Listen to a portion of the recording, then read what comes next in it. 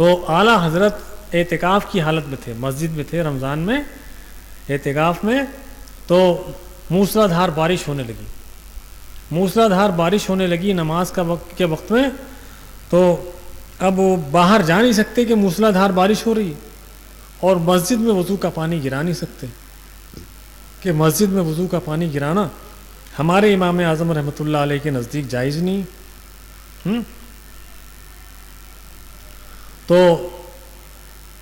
سوچو کیا کیا اعلیٰ حضرت نے، آپ امیجن نہیں کر سکتے وہ کیا اعلیٰ حضرت نے.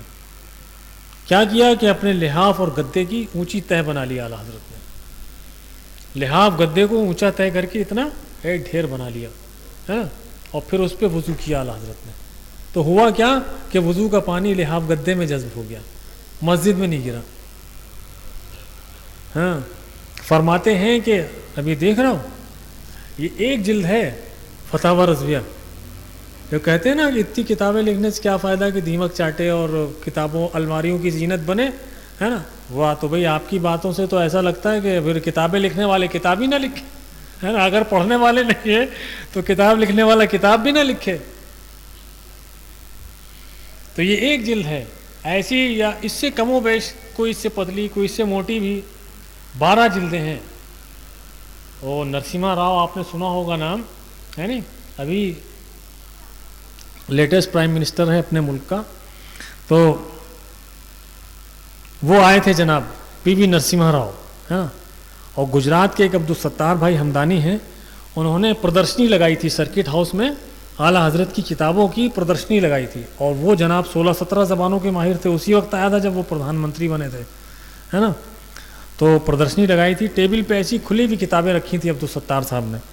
تو وہ پرائم منسٹر پڑھنے کے بعد بولتے ہیں کہ تھوڑی دیر پڑھا 10-5 منٹ، اور بولے کہ اعلیٰ حضرت تو جینیس تھے، اعلیٰ حضرت تو جینیس تھے بولے. اور اعلیٰ حضرت پھر وہاں سے جانے کے بعد، بریلی سے جانے کے بعد، اس بندے نے اعلیٰ حضرت کے اوپر ڈاک ٹکٹ جاری کیا، اعلیٰ حضرت ایکسپریس کے نام سے گاڑی چالو کری، ہے نا، یہ سب کیا.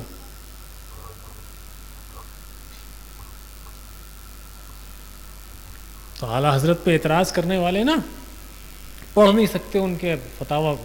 ہم نے اپنے استاد سے کہا کہ حضرت ہم اعلیٰ حضرت کی 12 جلدوں کو پڑھنا چاہتے ہیں فتاوی رضویہ کی. تو بولے یہ اٹھاؤ پہلا حصہ یہ، اوہ ہو، یہ اس کا تو یہ سائز اور اس سے بھی تھوڑا موٹا.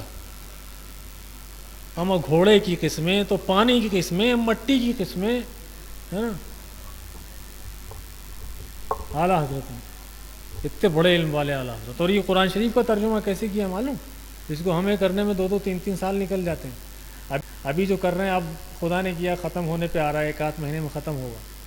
جس کو ہم اعلیٰ حضرت نے جو لکھا اس کا آسان سرلی کرن جس کو بولتے ہیں نا وہ کر رہے ہیں اپن، ہے نا. اعلیٰ حضرت نے عربی سے اردو میں کیا. اور کیسے کیا؟ دوپہر کو کھانا کھا کے جو لیٹتے تھے نا، قیلولہ جس کو بولتے ہیں، تھوڑا لیٹنا، مانے 15-20 منٹ کا لیٹنا. تو صدر الشریعہ رحمۃ اللہ علیہ اس وقت جو ہے وہ، اور کوئی توجہ بھی نہیں تھی اعلیٰ حضرت کی اردو ترجمے کی طرف، کیونکہ اردو ترجمے کی طرف، اردو میں ترجمہ کرنا قرآن شریف کا کسی بھی دوسری زبان میں ترجمہ کرنا کوئی بہت اچھا نہیں مانا گیا.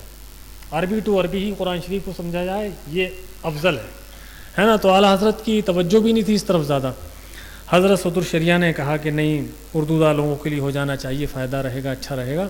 تو حضرت صدر الشریعہ رحمۃ اللہ علیہ جو ہے قرآن شریف کی آیت پڑھتے جاتے تھے اور اعلیٰ حضرت اس کا ترجمہ کرتے جاتے تھے. آیت بھی قرآن شریف کی سامنے نہیں ہوتی تھی، سنتے تھے آیت کو اور ترجمہ کرتے تھے. اور اس طرح سے 6 مہینے میں ترجمہ ہوا ہے.